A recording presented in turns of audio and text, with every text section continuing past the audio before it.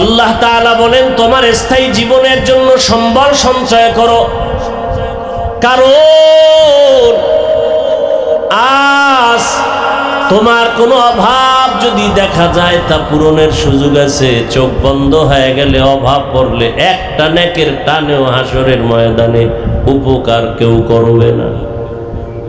হাদিসে পাকে রাসূল বলেন কিয়ামতের ময়দানে একজন আল্লাহর বান্দার আমলনামা ওজন করার পরে দেখা যাবে কোনো নেক আমল আছে অনেক, কিন্তু জান্নাত পাওয়ার মতো বান্দার একটা নেকের বড় অভাব আছে।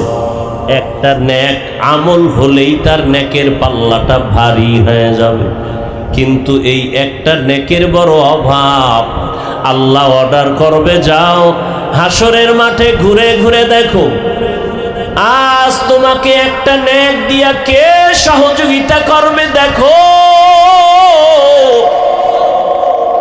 এক নেকের অভাব, একটা নেকের অভাবে যাও, ছেলের কাছে যাও, মেয়ের কাছে যাও, গিয়া বলবে বাবায়, ও সন্তান আমার একটা নেক দাও। সন্তান বলে আমার বাবা ছাড়া দুনিয়াতে আসি নাই, তবে তুমি যে আমার বাবা আমি বিশ্বাস করি না। স্ত্রী অস্বীকার করবে। আল্লাহর বান্দা বড় নিরুপায় হয়ে যাবে। হাসরের ময়দান বড় কঠিন। সমস্ত মানুষ, উলঙ্গ নারী পুরুষ একত্রে হাসরের মাঠে দাঁড়াবে। এই জমিনটাই হবে হাসরের মাঠ। আর বাইতুল মাকদিস প্রথম কিবলা হবে, আল্লাহর বিচারালয় আদালত স্টেজ হবে ওখানে। সব মানুষ উলঙ্গ দাঁড়াবে। আল্লাহর বান্দা একটা নেকের অভাব পূরণের জন্য ঘুরতে থাকবে, কে একটা নেক দিয়ে সহযোগিতা করবে। যখন দেখবে ছেলেও দেয় না, মেয়েও দেয় না, তখন বান্দা নিরুপায় হয়ে কান্না করবে। আল্লাহর আদালতে যাবে কথা বলার জন্য যে আমার কপাল খারাপ, একটা নেক দিয়ে কেউ সহযোগিতা করে না। হঠাৎ তাকায় দেখবি রহমতের নবী বলেন একটা বুড়া মানুষ হাসরের মাঠের এক কর্নারে বসে কান্না করে। ডাক দিয়া কয়, ভাই দাঁড়াও, তুমি হাসরের মাঠে কি খুঁজো বলো। বলে আমার একটা নেকের টান, এক নেকের অভাবে আমি জান্নাতে যেতে পারি না। কয় নেকের অভাব? এক নেকের অভাব। একটুখানি নেকের তরে রোজ হাসরের মাঠেতে বাবা ঘুরবে ছেলের পিছে, ছেলে বাবার আগেতে। আহাতে মন কঠিন দিনেতে নামাজ তোমায় ভুলবে না, ঠিক মতো পড়লে নামাজ জান্নাত তোমার ঠিকানা। আমার প্রাণের ভাই বোনেরা জলদি করে উঠে যাও, ওযু করে তাড়াতাড়ি নামাজ পড়তে লেগে যাও। আহা নবী বেনামাজির শাফাআত করিবেন না, ঠিক মতো পড়িলে নামাজ জান্নাত তোমার ঠিকানা। ঘুমের চেয়ে নামাজ ভালো, আর তুমি ঘুমাইও না, ঠিক মতো পড়িলে নামাজ জান্নাত তোমার ঠিকানা। এক নেকের অভাব। বুড়া ডাক দিয়া বলবে, তুমি হাসরের মাঠে কি খুঁজো? বলে একটা নেক খুঁজি। নেক পাও নাই? না, মেয়েও দেয় না, ছেলেও দিবে দূরের কথা, স্বীকারই করে না যে আমার ছেলে। ইয়াউমা ইয়াফিরুল মারউ মিন আখিহি ওয়া উম্মিহি ওয়া আবিহি ওয়া সাহিবাতিহি ওয়া বানিহি। বড় কঠিন হালাত। ওই বুড়া বলবে, ভাইজান আমার আমল নামায় তেমন কোনো নেক নাই, তবে একটা নেক আছে। কয়টা নেক? মাত্র একটা নেক আছে, তবে এক নেক দিয়া আমি জান্নাত পাবো না। তবে আজ এই বিপদে তোমারে আমি একটা নেক দিয়া দেই, অন্তত তুমি জান্নাতে যাও।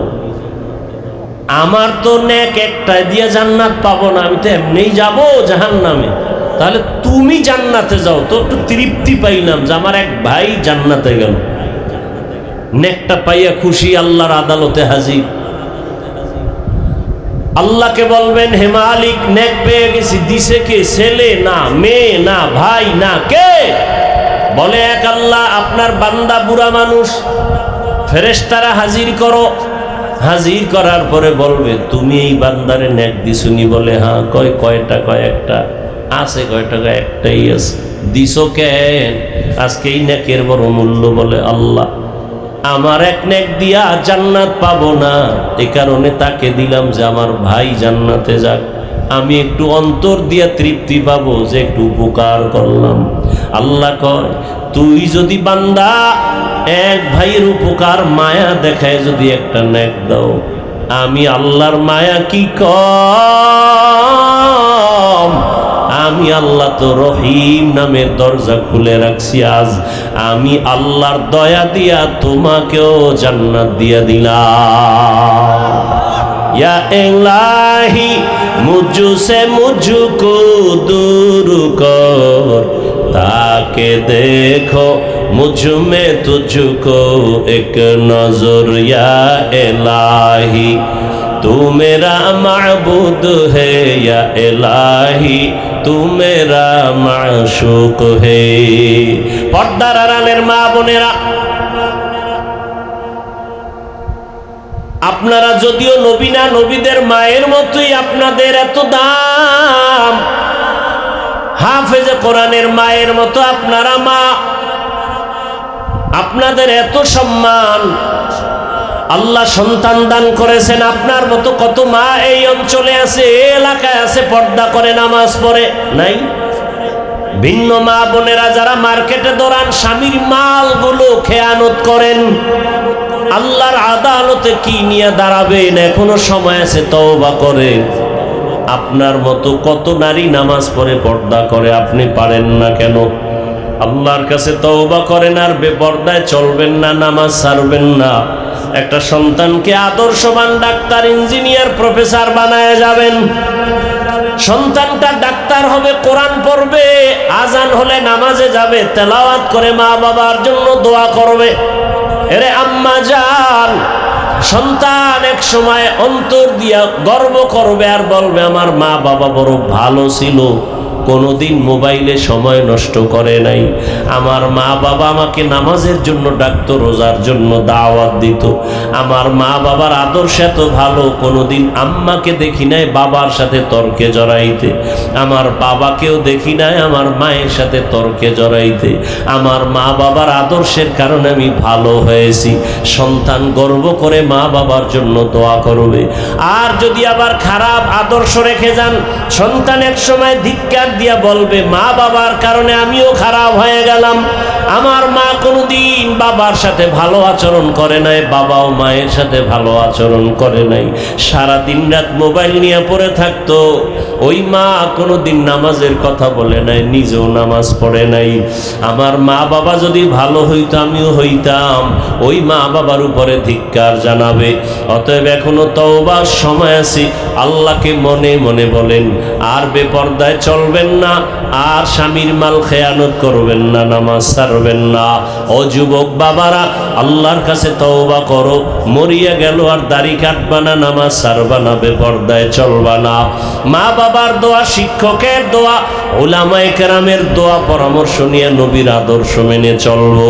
শুধু একটা কথা অন্তরকে বুঝাইও, আমার মতো যুবক যদি জেনারেল লাইনে থাকিয়া নামাজ পড়ে, ব্যবসা করে, নামাজ পড়ে, চাকরি করে, আমি পারবো না কেন?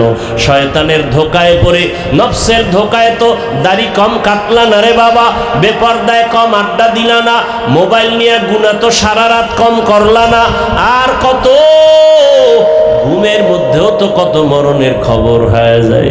রমজানের ঈদের আগে পরে কত লাশ পানির মধ্যে গাড়ি চলে গেল।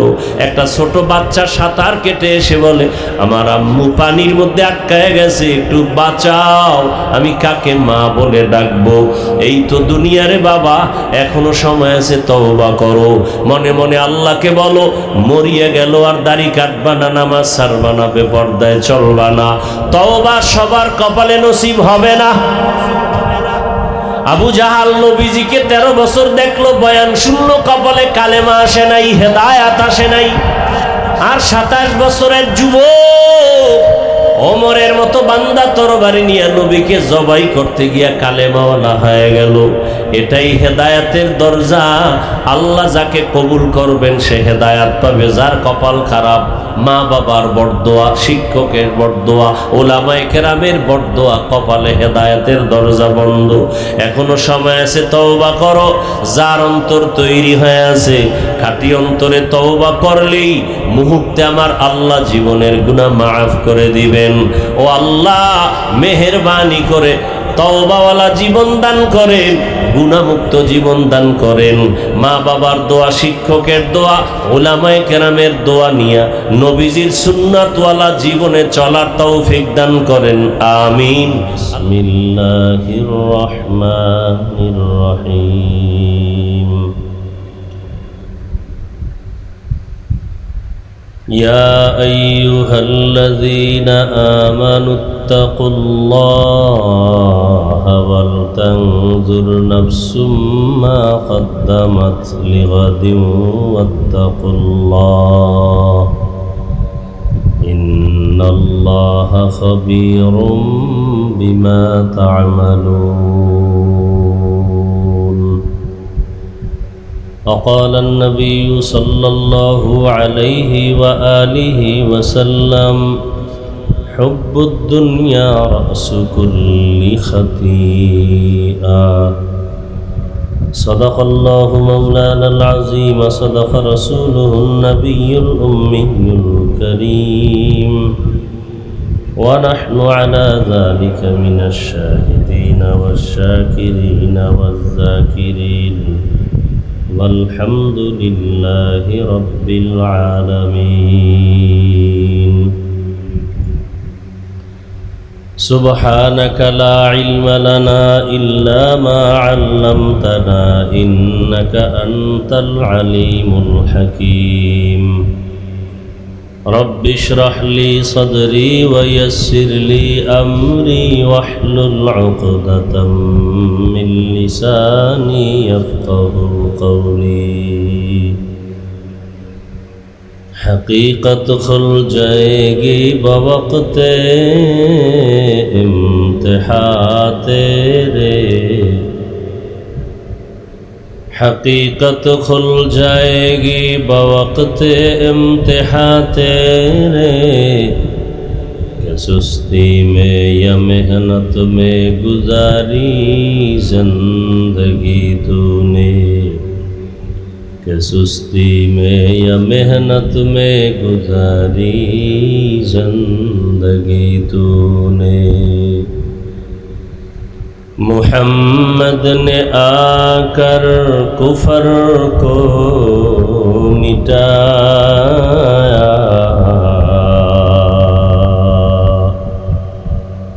محمد نے آ کر کفر کو مٹایا، کفر کو مٹا کر صداقت بتایا، کفر کو مٹا کر صداقت بتایا. হযরত উলামায়ে কেরাম দীর্ঘ সময় কোরআন সুন্নাহ ভিত্তিক দিক নির্দেশনামূলক আলোচনা রেখেছেন। আপনারা ধৈর্যের সাথে আলোচনা শুনছেন। উলামায়ে কেরামদের কথাগুলো সহি তরিকায় আমল করার সকলকেই তৌফিক দান করেন। উলামায়ে কেরামের ইজ্জতকে আল্লাহ বেশি বেশি বাড়ায় দেন। উলামায়ে কেরামের ইজ্জত নষ্ট করার চক্রান্ত যারা করে আল্লাহ তাদের হেদায়েত দান করেন। বয়ান হয়ে গেছে, এখন শুধু দোয়ার অপেক্ষা। মোনাজাত দেওয়ার নিয়তেই সামান্য টাইম দু একটি কথা বলার নিয়তে কোরআনে হাকিমের এক আয়াতে কারিমা, নবীজির হাদিস থেকে এক টুকরো হাদিস আমি আপনাদের সামনে পড়েছি। ইখলাস ও রুহানিয়াতের সমন্বয়, সহি নিয়তে, সহি তরিকায়, সহি কিছু কথা কোরআন সুন্নাহ ভিত্তিক বলার মতো, শুনবার মতো আল্লাহ আমাদের সকলকেই তৌফিক দান করেন। ইয়া আইয়ুহাল্লাযীনা আমানুত্তাকুল্লাহা ওয়াল তানজুর নাফসুম মা কদ্দামাত লিগাদিন ওয়াত্তাকুল্লাহ। আল্লাহ বলেন, হে মুমিন, তোমরা আল্লাহকে ভয় করো এবং সামনের স্থায়ী জীবনের জন্য কি সম্বল সঞ্চয় করেছ সেদিকে মনোনিবেশ হও। আবারও আল্লাহ বলেন, তাকওয়া অর্জন করো। ইন্নাল্লাহা খাবীরুম বিমা তা'মালুন, নিশ্চয়ই আল্লাহ পাক প্রত্যেক প্রাণীর কৃতকর্মের খবর অগ্রিম জানেন। নবীজি বলেন, হুব্বুদ দুনিয়া রাসু কুল্লি খাতিআ, দুনিয়ার লোভ, দুনিয়ার মোহাব্বত, ভালোবাসা সব পাপের মূল, গুনাহের মূল।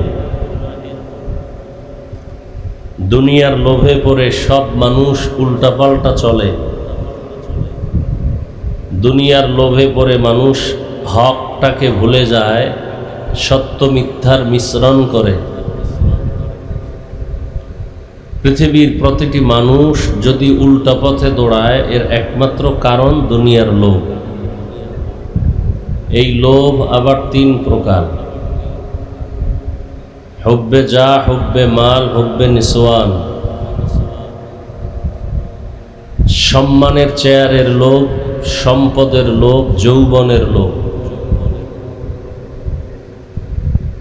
এই তিনটা লোভের কোনো একটা লোভে মানুষ আকৃষ্ট হলেই তখন সে ব্যালেন্স হারিয়ে ফেলে, লাইনচ্যুত হয়ে যায়, পথভ্রষ্ট হয়ে যায়। যেমন আল্লাহর কোরআনে ইতিহাস আছে ফেরাউনের।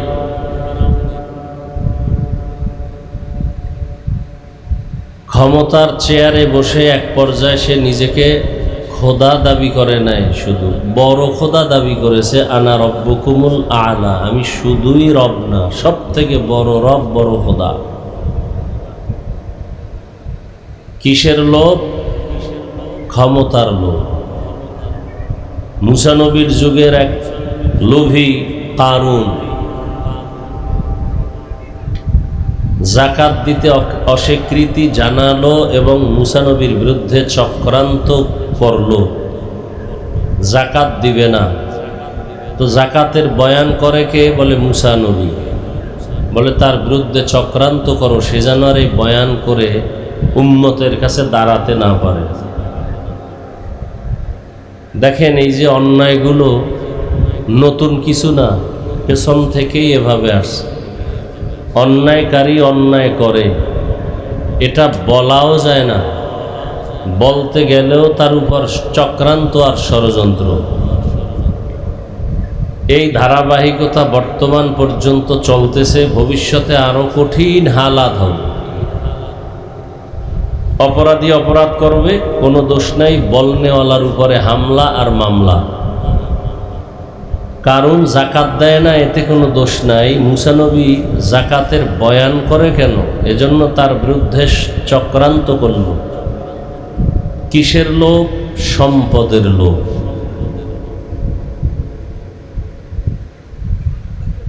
যৌবনের লোভে পড়ে মানুষ ব্যালেন্স হারিয়ে ফেলে। এমবিবিএস ডাক্তার তাসলিমা নাসরিন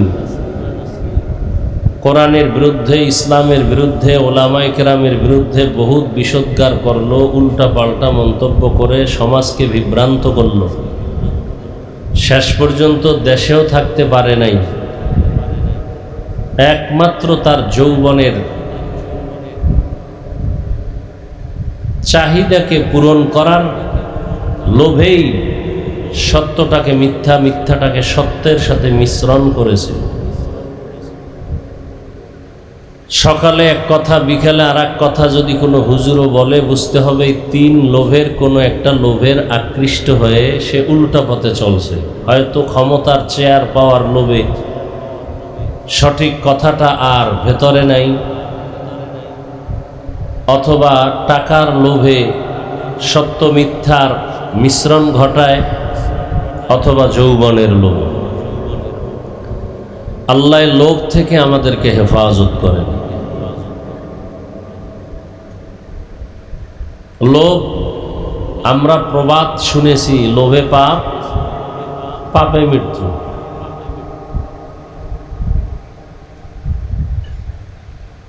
এই লোভ বড় কঠিন এক জিনিস। আল্লাহ পাক রব্বুল আলামিন এর জন্য বলছেন সাবধান, ইয়া আইয়ুহাল্লাযীনা আমানু লা তুলহিকুম আমওয়ালুকুম ওয়ালা আওলাদুকুম আন যিকরিল্লাহ। সম্পদ আর সন্তান এদের পেছনে পড়ে তোমরা আল্লাহর স্মরণ থেকে, জিকির থেকে গাফেল হয়ো না, নিজেকে ধ্বংস করো না। আল মালু ওয়াল বানুনা যিনাতুল হায়াতিদ দুনিয়া ওয়াল বাকিয়াতুস সালিহাত খায়রুন ইনদা রাব্বিকা সাওয়াবান ওয়া খায়রুন আমালা। দুনিয়ার মাল, দুনিয়ার সম্পদ, দুনিয়ার সন্তান, এটা দুনিয়ার সৌন্দর্য। এই সৌন্দর্য কেমন? বলে বিউটি পার্লারের সৌন্দর্য যেমন। বিউটি পার্লারের সৌন্দর্য দিয়ে অনেক কালো মানুষ সাদা হয়ে যায়, কিন্তু এর স্থায়িত্ব নাই। রৌদ্র পানি লাগলেই শেষ।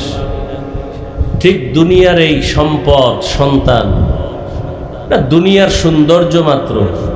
চোখ বন্ধ হয়ে গেলে ছেলেও নাই, মেয়েও নাই, সম্পদও নাই, সব খালি। কই আমার বাড়ি, কই গাড়ি, কই টাকা, কই ক্ষমতা, কই চেয়ার, কই সম্মান। এক পর্যায়ে দেখা যাবে যে আমিও আমার না। এজন্য আল্লাহ পাক রব্বুল আলামিন বারবার বলেন, আমাকে ভয় করো, ভয় করো, ভয় করো। রসুলের সাহাবী হযরত আলী রাদিয়াল্লাহু তাআলা আনহু বলেন, আদ-দুনিয়া জিফাতুন ওয়া তুল্লাবুহা কিলাব। দুনিয়া একটা মৃত জন্তুর মতো, এর পেছনে যারা দৌড়ায় এরা কুকুরের সমান। স্বাভাবিকত মৃত্যু জন্তুগুলো তিন শ্রেণীর প্রাণী ভক্ষণ করে। একটা মরা গরু পড়ে আছে, তিন শ্রেণীর প্রাণী এটাকে ভক্ষণ করে, কুকুর, শকুন, শিয়াল। মরা জন্তু এটা শিয়ালেও খায়, কুকুরেও খায়, শকুনেও খায়। হযরতে আলী দুনিয়ার পেছনে যারা দৌড়ায় এদেরকে কুকুরের সাথে তুলনা দিলেন, শিয়াল, শকুনের সাথে তুলনা দিলেন না কেন? হযরত আলীকে 7 বছর থেকে 12 বছরের মাঝখানে গিয়া রসুলের হাতে কালেমাওয়ালা হয়ে গেছেন। এতদিন ছিল চাচাতো ভাই, এখন সাহাবী, কিছুদিন পরে হবেন জামাতা। নবীজি দোয়া করে দিলেন, আনা দারুল হিকমাহ ওয়া আলীউন বাবুহা। আমি মুহাম্মদ ইলম ও হিকমতের ঘর, আর আলী হলো এই ইলম ও হিকমতের ঘরের দরওয়াজা। আল্লাহ পাক এত জ্ঞান তাকে দান করেছিলেন। শুকর আদায় করেন হযরত আলী। রাজিনা কিস মাতাল জাব্বার ফিনা লানা ইলমুন ওয়ালিল আ'দাই মালু ফাইন্নাল মা লা ইয়াফনি আন করিবিন ওয়া ইন্নাল ইলমা বাকিন লা ইয়াজালু। দুনিয়ায় সম্মানের জায়গায় বসতে হলে দুই পুঁজির একটা লাগে, হয়তো টাকা, না হয় শিক্ষাগত জ্ঞানের যোগ্যতা। হযরত আলী বলেন, হে দয়ার মালিক, সম্মানের জন্য তুমি আমাদের টাকা দাও নাই, ইলমে ওহী জ্ঞানের ভান্ডার দান করেছো, শুকর আদায় করি। টাকা পাই নাই, ইলম পেয়েছি, কোরআন ও হাদিসের ইলম। টাকা না পেয়ে খুশি কেন? বলে ইলমওয়ালার ইলম আজ আছে, জীবনে ইলম বিদায় হবে না। আর মাল আজ আছে, কাল থাকবে না। ইলম মালের তুলনায় বড় দামি এক সম্পদের জন্য শুকর আদায় করি। ইলমেরা এজাজ করদন বেহিসাব খলকেরা দাদন জবাবে বাসওয়াব হক নদারত दोस्त खल्का ज़ारे रानिस्त ई खसलत के दिन दारे रा हज़रत अली रदियल्लाहु ताआला अन्हु আল্লাহর শুকর আদায় করেন, হে মালিক তুমি আমাদের সম্পদ আর মাল দাও নাই, তুমি ইলমে দ্বীন দান করেছো, শুকর আদায় করি। ইলম বড় দামি এক সম্পদ। টাকাওয়ালার টাকা আজ আছে কাল থাকবে না, ইলমওয়ালার ইলম সিনায় ঢুকবে, কখনো ইলম বিদায় হবে না। টাকাওয়ালার যত টাকা বাড়ে তত দুশ্মন বাড়ে, ইলমওয়ালার ইলম যত বাড়ে তত বন্ধু বাড়ে। টাকাওয়ালার যত বয়স বাড়ে তত ঘৃণা বাড়ে, ইলমওয়ালার যত বয়স বাড়ে সকলের মোহাব্বত বাড়ে। হযরত আলী শুকর আদায় করেন। কই টাকাওয়ালা?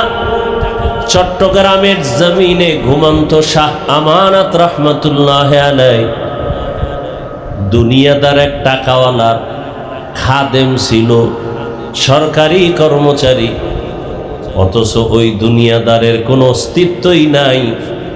আর শাহ আমানত রহমতুল্লাহ আলাইহির নাম বিধর্মীরা পর্যন্ত শ্রদ্ধার সাথে স্মরণ করে।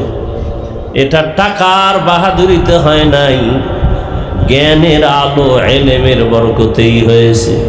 আজ গোটা দুনিয়ার শিক্ষিত মানুষ ডাক্তার জাকির নায়েকরে চিনে, জানে, সম্মান করে, ভক্তি শ্রদ্ধা করে, টাকার কারণে না,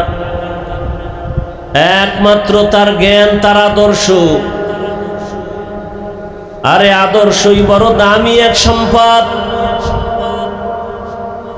টাকাওয়ালার টাকা আছে, সম্মান আছে, টাকা নাই, সম্মান নাই। ক্ষমতাওয়ালার ক্ষমতা ছিল, সম্মান ছিল, ক্ষমতা নাই, সম্মানও নাই। আর আমাদের আল্লাহ ইলমে দ্বীন দান করেছেন। করোনার মতো ভয়ঙ্কর হালাতের মধ্যেও আমাদের মাদ্রাসাগুলো বন্ধ হয় নাই। ইলমেরা এজাজ করদন বেহিসাব, ইলমেরা এজাজ করদন বেহিসাব খলকেরা দাদন জবাবে বাসওয়াব। আমরা আগেও যেমন ছিলাম এখনো আছি। আর আমরা বলতে যারা একেবারে কওমি অঙ্গনের, আমরা তো আরো মানুষের নজরে একটু একটা পাশে আমরা বসে আছি। কারণ এখানে পড়লে সরকারি সার্টিফিকেট নাই, চাকরি নাই, কত অজুহাত আমাদের উপরে, কত অভিযোগ। কওমিতে পড়লে চাকরি পাওয়া যায় না, কত কথা। কিন্তু আমাদের মতো মুকুটহীন সম্রাট এ জমিনে আর কেউ নেই।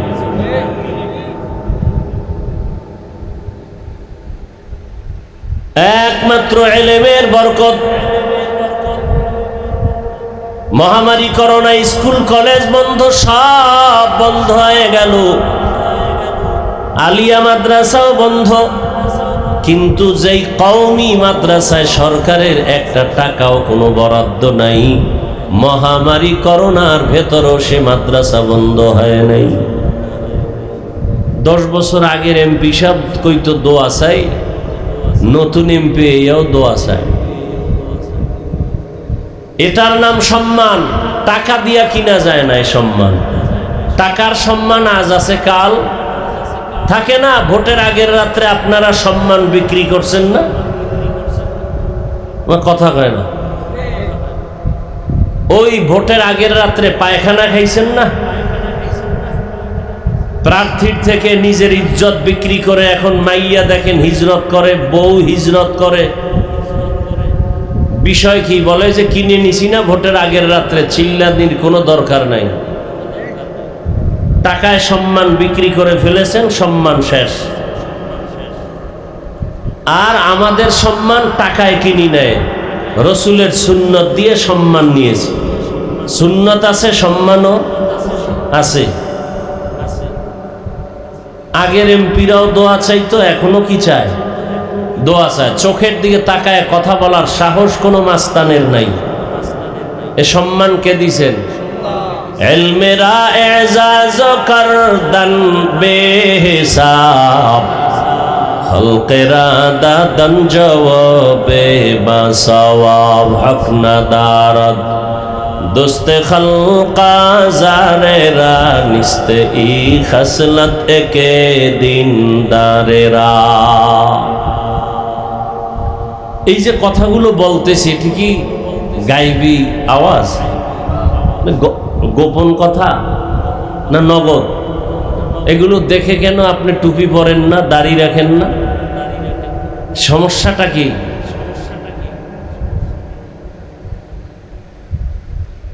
আখেরাতের চিন্তা নাই, মরণের ভয় নাই।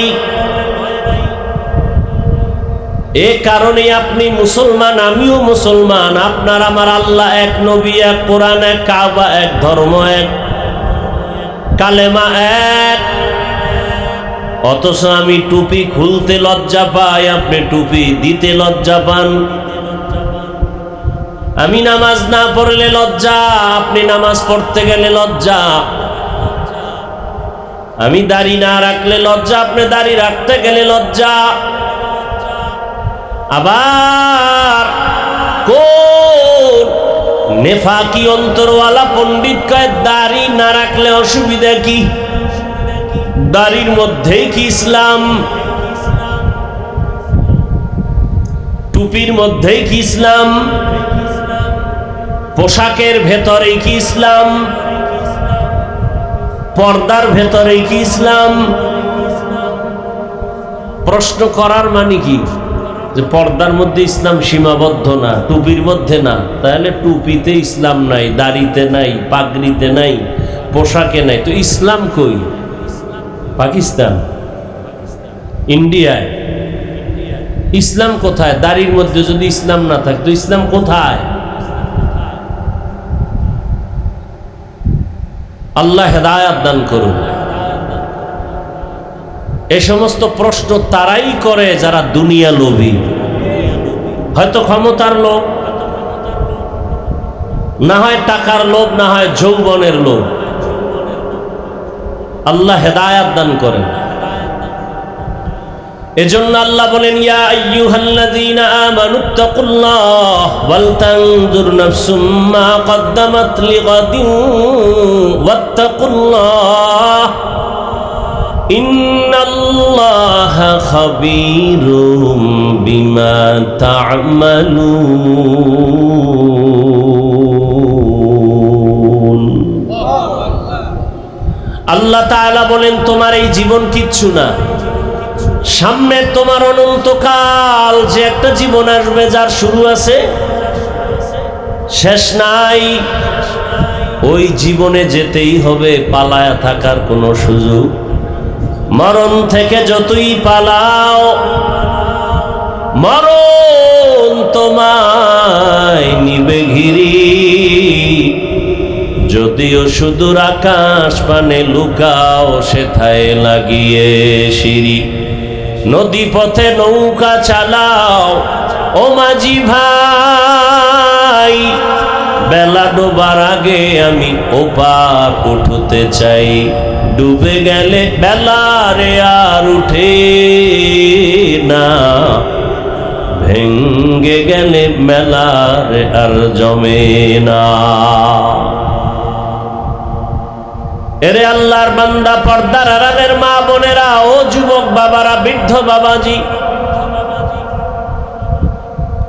আমরা টাকা পাওয়ার লোভে, খানার লোভে টুপি পরি নাই, বরং জেনে শুনে টুপি পরছি। টুপির কারণে বিপদ, দাড়ির কারণে বিপদ। এরপরও কেন টুপি ফালাই না, দাড়ি ফালাই না? একমাত্র কারণ দুনিয়ার কোনো মূল্য নাই, আল্লাহর আদালতে হাজির হতে হবে। আর চোখের সামনে তাকায় দেখলাম টাকা টাকা টাকা করে যারা দৌড়ায় ওরা টাকাও পায় না, নিজেরও হারায় ফেলে। না নিজের সন্তান পেল, না মা পেল, না বাবা পেল। আমার সোনার বাংলাদেশের কোটি কোটি হাজার হাজার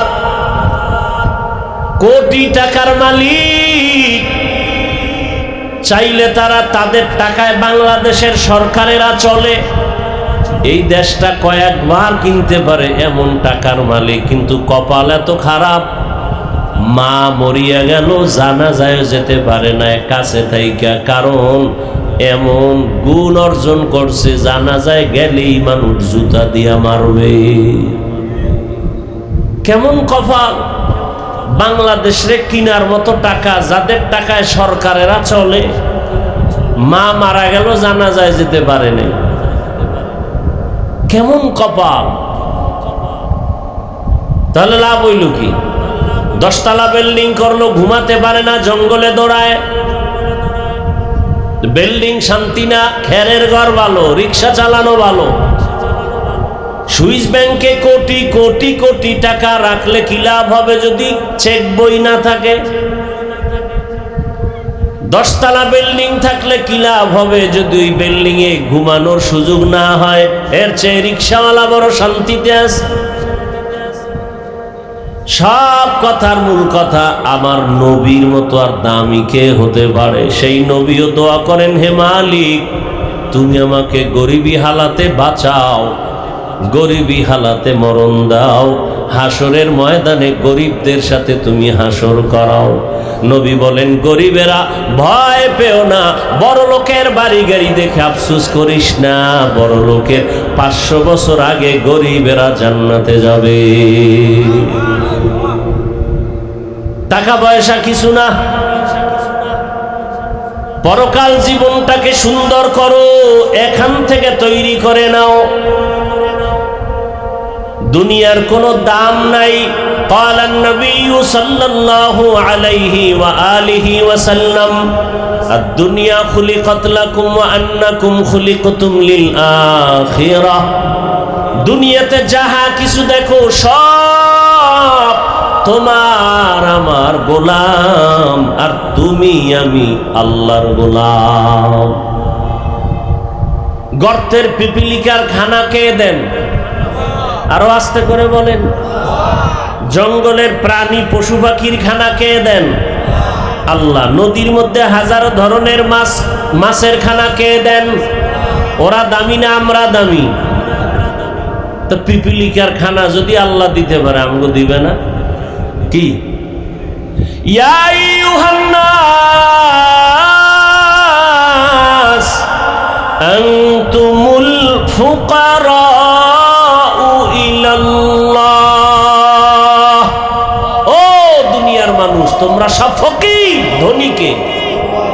ওয়াল্লাহু হুয়াল গানিয়্যুল হামিদ।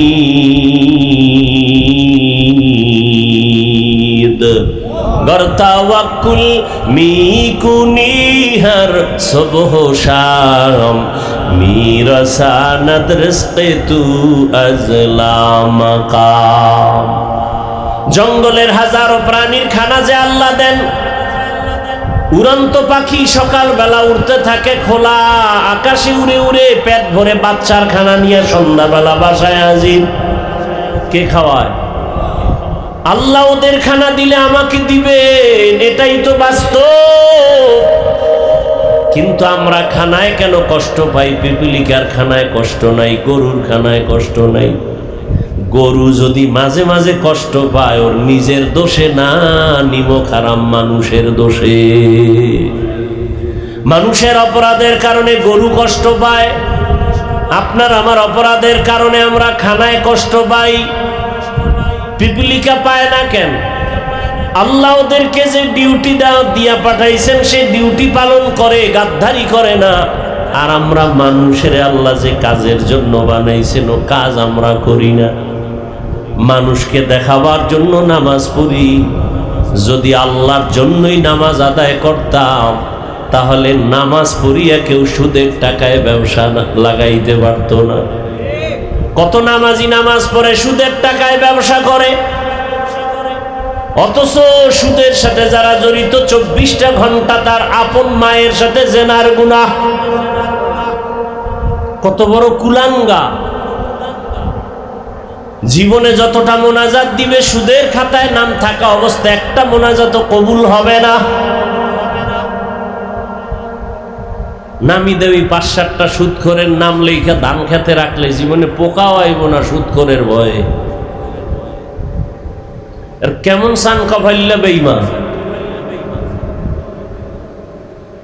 ইয়া আইয়ুহাল্লাযীনা আমানুত্তাকুল্লাহ ওয়া যারু মা বাকিয়া মিনার রিবা ইন কুনতুম মুমিনিন ফাইন লাম তাফআলু ফাআযানু বিহারবিন মিনাল্লাহি ওয়া রাসূলিহি। আল্লাহ ব্যবসাকে হালাল করেছেন, সুদ হারাম করেছেন।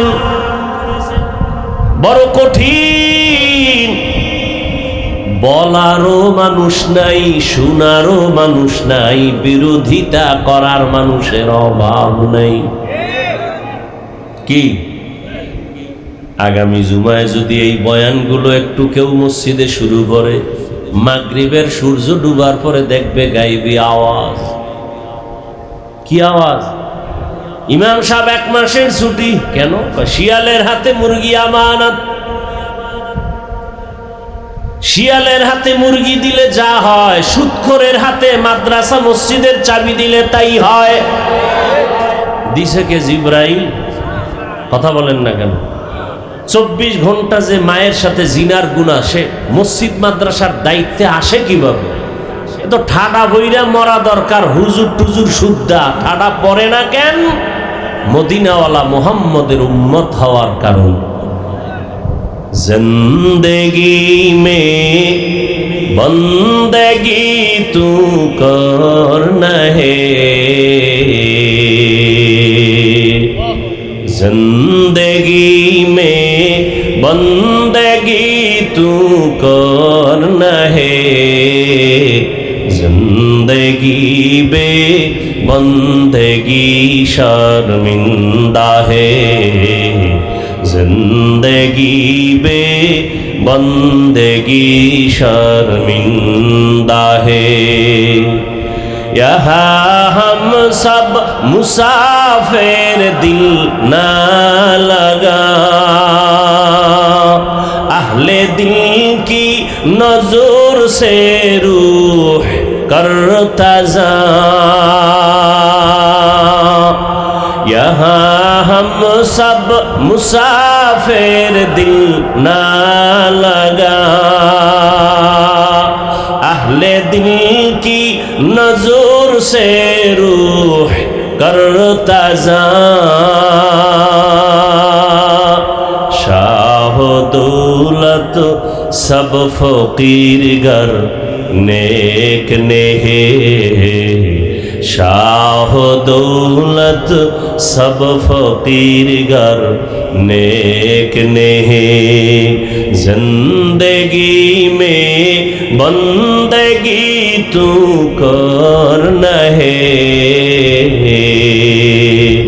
जिंदगी बे बंदगी शर्मिंदा है, जिंदगी बे बंदगी शर्मिंदा है। जिंदगी में बंदगी कुन बंदगी, बंदगी बे जिंदगी शर्मिंदगी। ভাইরা আমার, আল্লাহ তাআলা বলেন তোমার স্থায়ী জীবনের জন্য সম্বল সঞ্চয় করো, কারণ আজ তোমার কোনো অভাব যদি দেখা যায় তা পূরণের সুযোগ আছে। চোখ বন্ধ হয়ে গেলে, অভাব পড়লে একটা নেকের টানেও হাসরের ময়দানে উপকার কেউ করবে না। হাদিসে পাকে রাসূল বলেন, কিয়ামতের ময়দানে একজন আল্লাহর বান্দার আমলনামা ওজন করার পরে দেখা যাবে কোনো নেক আমল আছে অনেক, কিন্তু জান্নাত পাওয়ার মতো বান্দার একটা নেকের বড় অভাব আছে। একটা নেক আমল হলেই তার নেকের পাল্লাটা ভারী হয়ে যাবে, কিন্তু এই একটা নেকের বড় অভাব। আল্লাহ অর্ডার করবে, যাও হাসরের মাঠে ঘুরে ঘুরে দেখো আজ তোমাকে একটা নেক দিয়া কে সহযোগিতা করবে। দেখো এক নেকের অভাব, একটা নেকের অভাবে যাও, ছেলের কাছে যাও, মেয়ের কাছে যাও, গিয়া বলবে, বাবায় ও সন্তান আমার একটা নেক দাও। সন্তান বলে, আমার বাবা ছাড়া দুনিয়াতে আসি নাই, তবে তুমি যে আমার বাবা আমি বিশ্বাস করি না। স্ত্রী অস্বীকার করবে। আল্লাহর বান্দা বড় নিরুপায় হয়ে যাবে। হাসরের ময়দান বড় কঠিন। সমস্ত মানুষ, উলঙ্গ নারী পুরুষ একত্রে হাসরের মাঠে দাঁড়াবে। এই জমিনটাই হবে হাসরের মাঠ। আর বাইতুল মাকদিস প্রথম কিবলা হবে, আল্লাহর বিচারালয় আদালত স্টেজ হবে ওখানে। সব মানুষ উলঙ্গ দাঁড়াবে। আল্লাহর বান্দা একটা নেকের অভাব পূরণের জন্য ঘুরতে থাকবে, কে একটা নেক দিয়া সহযোগিতা করবে। যখন দেখবে ছেলেও দেয় না, মেয়েও দেয় না, তখন বান্দা নিরুপায় হয়ে কান্না করবে। আল্লাহর আদালতে যাবে কথা বলার জন্য যে আমার কপাল খারাপ, একটা নেক দিয়ে কেউ সহযোগিতা করে না। হঠাৎ তাকায় দেখবি, রহমতের নবী বলেন, একটা বুড়া মানুষ হাসরের মাঠের এক কর্নারে বসে কান্না করে। ডাক দিয়া কয়, ভাই দাঁড়াও, তুমি হাসরের মাঠে কি খুঁজো বলো। বলে, আমার একটা নেকের টান, এক নেকের অভাবে আমি জান্নাতে যেতে পারি না। কয় নেকের অভাব? এক নেকের অভাব। একটুখানি নেকের তরে রোজ হাসরের মাঠেতে বাবা ঘুরবে ছেলের পিছে, ছেলে বাবার আগেতে। আহাতে মন কঠিন দিনেতে নামাজ তোমায় ভুলবে না, ঠিক মতো পড়িলে নামাজ জান্নাত তোমার ঠিকানা। আমার প্রাণের ভাই বোনেরা জলদি করে উঠে যাও, ওযু করে তাড়াতাড়ি নামাজ পড়তে লেগে যাও। আহা নবী বেনামাজির শাফাআত করিবেন না, ঠিক মতো পড়িলে নামাজ জান্নাত তোমার ঠিকানা।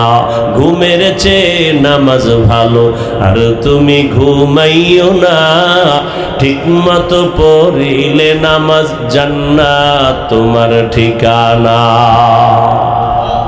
এক নেকের অভাব। এরে আমার কলিজার যুবক, তোমার মতো যুবক স্কুলে পড়ে নামাজ পড়ে, তুমি পারো না কেন? হুজুর হইতে বলি নাই, হুজুর বাপ, সব হুজুর বাপ। খালি হুজুরদের উপরে আঙ্গুল তুলো আর বলো হুজুর হওয়া যাবে না। তোমার হতে কয় কে? কিন্তু তোমার লাইনে, জেনারেল লাইনের পড়ুয়া কত সন্তান ঢাকা কলেজে পড়ে, মাথায় পাগড়ি, বড় দাড়ি, বড় জামা, তুমি পারো না কেন? কি বানায় বলতেছি? কত র্যাব, আর্মি, পুলিশ, বিডিআর এর চাকুরি করে, 5 ওয়াক্ত নামাজ পড়ে, দাড়িওয়ালা, 1 টাকাও হারাম খায় না, অভাব নাই, তুমি পারো না কেন? তোমার মতো যুবক রাস্তায় গাড়ি চালায়, নামাজ পড়ে, তুমি কেন পারো না? আসলেই তোমার কপালে কারো বরদোয়া লাগছে, না হয় এত কপাল পড়তে পারে না। এরে আল্লাহর বান্দা, বুড়া ডাক দিয়া বলবে, তুমি হাসরের মাঠে কি খুঁজো? বলে, একটা নেক খুঁজি। নেক পাও নাই? না, মেয়েও দেয় না, ছেলেও দিবে দূরের কথা, স্বীকারই করে না যে আমার ছেলে। ইয়াউমা ইয়াফিরুল মারউ মিন আখিহি ওয়া উম্মিহি ওয়া আবিহি ওয়া সাহিবাতিহি ওয়া বানিহি। বড় কঠিন হালাত। ওই বুড়া বলবে, ভাইজান আমার আমল নামায় তেমন কোনো নেক নাই, তবে একটা নেক আছে। কয়টা নেক? মাত্র একটা নেক আছে, তবে এক নেক দিয়া আমি জান্নাত পাবো না। তবে আজ এই বিপদে তোমারে আমি একটা নেক দিয়া দেই, অন্তত তুমি জান্নাতে যাও। আমার তো নেক একটা দিয়া জান্নাত পাবো না, আমি তো এমনিই যাবো জাহান্নামে। তাহলে তুমি জান্নাতে যাও, তো একটু তৃপ্তি পাইলাম যে আমার এক ভাই জান্নাতে গেল। নেকটা পাইয়া খুশি, আল্লাহর আদালতে হাজির। আল্লাহকে বলবেন, হে মালিক, নেক পেয়ে গেছি, দিছে কে? ছেলে না, মেয়ে না, ভাই না, কে? বলে, এক আল্লাহ। আপনার বান্দা বুড়া মানুষ, ফেরেশতারা হাজির করো। হাজির করার পরে বলবে, তুমি এই বান্দারে নেক দিছুনি? বলে, হ্যাঁ। কয়টা? একটা আছে। কয় টাকা? একটাই আছে। দিছো কেন? আজকে এই নেকের বড় মূল্য। বলে, আল্লাহ আমার এক নেক দিয়া জান্নাত পাবো না, এই কারণে তাকে দিলাম যে আমার ভাই জান্নাতে যাক, আমি একটু অন্তর দিয়া তৃপ্তি পাবো যে একটু উপকার করলাম। আল্লাহ কয়, তুই যদি বান্দা এক ভাইয়ের উপকার মায়া দেখায় যদি একটা নেক দাও, আমি আল্লাহর মায়া কি কম? আমি আল্লাহ তো রহিম নামের দরজা খুলে রাখছি। আজ আমি আল্লাহর দয়া দিয়া তোমাকেও জান্নাত দিয়া দিলাম। या इलाही मुझसे मुझको दूर कर, ताके देखो मुझ में तुझको एक नजर। या इलाही तू मेरा माबूद है, या इलाही तू मेरा माशूक है। पर्दार आড়ালের মা বোনেরা, আপনারা যদিও নবী না, নবীদের মায়ের মতোই আপনাদের এত দাম। হাফেজে কোরআনের মায়ের মতো আপনারা মা, আপনাদের এত সম্মান। আল্লাহ সন্তান দান করেছেন। আপনার মতো কত মা এই অঞ্চলে আছে, এই এলাকায় আছে, পর্দা করে নামাজ পড়ে নাই? ভিন্ন মা বোনেরা যারা মার্কেটে দৌড়ান, স্বামীর মালগুলো খেয়ানত করেন, আল্লাহর আদালতে কি নিয়ে দাঁড়াবেন? এখনো সময় আছে, তওবা করে। আপনার মতো কত নারী নামাজ পড়ে, পর্দা করে, আপনি পারেন না কেন? আল্লাহর কাছে তওবা করেন, আর বেপর্দায় চলবেন না, নামাজ ছাড়বেন না। একটা সন্তানকে আদর্শবান ডাক্তার, ইঞ্জিনিয়ার, প্রফেসর বানায় যাবেন। সন্তানটা ডাক্তার হবে, কোরআন পড়বে, আজান হলে নামাজে যাবে, তেলাওয়াত করে মা বাবার জন্য দোয়া করবে। এরে আম্মা জান, সন্তান এক সময় অন্তর দিয়া গর্ব করবে আর বলবে, আমার মা বাবা বড় ভালো ছিল, কোনোদিন মোবাইলে সময় নষ্ট করে নাই। আমার মা বাবা আমাকে নামাজের জন্য ডাকতো, রোজার জন্য দাওয়াত দিত। আমার মা বাবার আদর্শ এত ভালো, কোনোদিন আম্মাকে দেখি নাই বাবার সাথে তর্কে জড়াইতে। আমার বাবাকেও দেখি নাই আমার মায়ের সাথে তর্কে জড়াইতে। আমার মা বাবার আদর্শের কারণে আমি ভালো হয়েছি। সন্তান গর্ব করে মা বাবার জন্য দোয়া করবে। আর যদি আবার খারাপ আদর্শ রেখে যান, সন্তান এক সময় ধিক্কার দিয়া বলবে, মা বাবার কারণে আমিও খারাপ হয়ে গেলাম। আমার মা কোনোদিন বাবার সাথে ভালো আচরণ করে নাই, বাবাও মায়ের সাথে ভালো আচরণ করে নাই। সারা দিন রাত মোবাইল নিয়ে পড়ে থাকতো। ওই মা কোনোদিন নামাজের কথা বলে নাই, নিজেও নামাজ পড়ে নাই। আমার মা বাবা যদি ভালো হইতো, আমিও হইতাম। ওই মা বাবার উপরে ধিক্কার জানাবে। অতএব এখনো তওবার সময় আছে। আল্লাহকে মনে মনে বলেন, আর বেপর্দায় চলবেন না, আর স্বামীর মাল খেয়ানত করবেন না, নামাজ ছাড়বেন ছাড়বেন না। ও যুবক বাবারা, আল্লাহর কাছে তওবা করো। মরিয়া গেল আর দাড়ি কাটবা না, নামাজ ছাড়বা না, বেপরদায় চলবা না। মা বাবার দোয়া, শিক্ষকের দোয়া, উলামায়ে কেরামের দোয়া পরামর্শ নিয়ে নবীর আদর্শ মেনে চলবো। শুধু একটা কথা অন্তরকে বুঝাইও, আমার মতো যুবক যদি জেনারেল লাইনে থাকিয়া নামাজ পড়ে, ব্যবসা করে, নামাজ পড়ে, চাকরি করে, আমি পারবো না কেন? শয়তানের ধোকায় পড়ে, নফসের ধোকায় তো দাড়ি কম কাটলা না রে বাবা, বেপরদায় কম আড্ডা দিলা না, মোবাইল নিয়ে গুনাহ তো সারা রাত কম করলা না, আর কত ঘুমের মধ্যেও তো কত মরণের খবর হয়ে যায়। রমজানের ঈদের আগে পরে কত লাশ পানির মধ্যে গাড়ি চলে গেল। একটা ছোট বাচ্চা সাঁতার কেটে এসে বলে, আমার আম্মু পানির মধ্যে আটকায় গেছে, একটু বাঁচাও, আমি কাকে মা বলে ডাকবো? এই তো দুনিয়ারে বাবা, এখনো সময় আছে, তওবা করো। মনে মনে আল্লাহকে বলো, মরিয়া গেল আর দাড়ি কাটবা না, নামাজ ছাড়বা না, বেপরদায় চলবা না। তওবা সবার কপালে নসিব হবে না। আবু জাহাল নবীজিকে 13 বছর দেখলো, বয়ান শুনলো, কপালে কালেমা আসে নাই, হেদায়াত আসে নাই। আর 27 বছরের যুবক ওমরের মতো বান্দা তরবারি নিয়ে নবীকে জবাই করতে গিয়া কালেমাওয়ালা হয়ে গেল। এটাই হেদায়াতের দরজা। আল্লাহ যাকে কবুল করবেন সে হেদায়াত পাবে। যার কপাল খারাপ, মা বাবার বরদোয়া, শিক্ষকের বরদোয়া, উলামায়ে কেরামের বরদোয়া, কপালে হেদায়াতের দরজা বন্ধ। এখনো সময় আছে, তওবা করো। যার অন্তর তৈরি হয়ে আছে, খাঁটি অন্তরে তওবা করলেই মুহূর্তে আমার আল্লাহ জীবনের গুনাহ মাফ করে দিবেন। ও আল্লাহ, মেহেরবানি করে তওবাওয়ালা জীবন দান করেন, গুনাহমুক্ত জীবন দান করেন। মা বাবার দোয়া, শিক্ষকের দোয়া, উলামায়ে কেরামের দোয়া নিয়া নবীজির সুন্নাতওয়ালা জীবনে চলার তৌফিক দান করেন। আমিন। আলহামদুলিল্লাহি রাব্বিল আলামিন, ওয়াসসালাতু ওয়াসসালামু আলা সাইয়্যিদিল আমবিয়াই ওয়াল মুরসালিন ওয়া আলা আলিহি ওয়া আসহাবিহি আজমাইন। ইয়া আরহামার রাহিমিন, ইয়া আরহামার রাহিমিন, ইয়া আরহামার রাহিমিন। রব্বিরহামহুমা কামা রব্বায়ানি সগীরা। আল্লাহুম্মা ইন্নাকা আফুউন কারীম তুহিব্বুল আফওয়া ফা'ফু আন্না। আল্লাহুম্মা ইন্না নাসআলুকা রিযাকা ওয়াল জান্নাহ ওয়া নাউযু বিকা মিন সাখাতিকা ওয়ান নার। আল্লাহুম্মা ইন্না নাউযু বিকা মিনাল বারাসি ওয়াল জুনুনি ওয়াল জুযামি ওয়া সাইয়্যিল আসকাম। আল্লাহুম্মা ইন্না নাসআলুকা ইলমান নাফিআ ওয়া রিজকান ওয়াসিআ ওয়া শিফাআন মিন কুল্লি দা।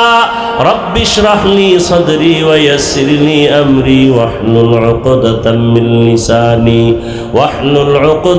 মিন লিসানি ইয়াফকাহু কওলি। রব্বানা লা তুজিগ কুলুবানা বা'দা ইয হাদাইতানা ওয়া হাব লানা মিন লাদুনকা রাহমা ইন্নাকা আনতাল ওয়াহ্হাব। ও দয়ার মালিক, গুনাহের বোঝা নিয়ে আপনার দরওয়াজায় হাজির হয়েছি। আয় আল্লাহ, ইলমে দ্বীনের এই বাগান, বেহেশতের বাগান, আয় আল্লাহ, গভীর রাত, দুনিয়ার সব বাড়িওয়ালার দরজাগুলো বন্ধ হয়ে গেছে, আপনার রহমতের দরজা খোলা। গুনার বোঝা নিয়ে হাজির হয়েছি তওবার নিয়তে। নফসের ধোকায় পড়ে কত গুনাহ করে ফেলেছি। গুনাহের দিকে নজর করে দেখি আমার মতো জাহান্নামের আসামি আর কেউ নাই। গুনাহের কারণে দিলটা পাথর, চোখে পানিও নাই। গুনাহের কারণে আমার হাত না পাক, আমার চোখ না পাক, আমার জিহ্বা না পাক, অন্তর না পাক। তওবার নিয়ত করেছি আর গুনাহ করব না রে মালিক। মেহেরবানি করে জীবনের সব গুনাহগুলো মাফ করে দেন আল্লাহ। আয় আল্লাহ, তওবাওয়ালা জীবন দান করেন, নবীজির সুন্নাতওয়ালা জিন্দেগি দান করেন। মাহফিল কবুল করে নেন, আয়োজনকারী সহযোগিতাকারীদের, দান সদকাকারীদের কবুল করে নেন। মাদ্রাসা মসজিদ কবুল করে নেন, আসাতে যায় কেরাম তালিবুল ইলমদের কবুল করে আমানতদার বিনয়ী মুখলেস বানায়া দেন। আয় আল্লাহ এলাকাবাসীকে কবুল করে নেন, মুহিব্বিন মুতাআল্লিকিনদের কবুল করে নেন। আয় আল্লাহ মুখালিফের মুওয়াফিক বানায়া দেন, ইজ্জতের জীবন দান করেন, সারা দুনিয়াবাসীকে মাফ করে দেন। আয় আল্লাহ যুদ্ধরত অবস্থা থেকে স্বাভাবিক জীবনে সবাইকে ফিরায়া দেন।